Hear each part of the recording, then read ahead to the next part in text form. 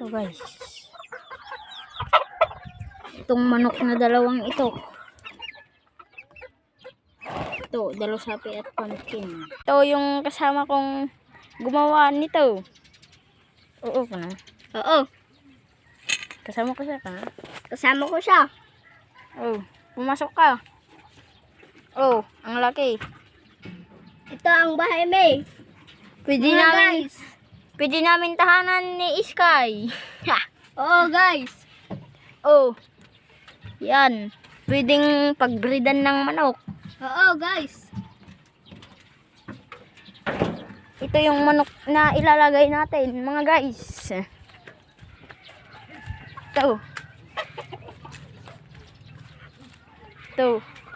Itong dalusapi at pumpkin. Ang gwapo.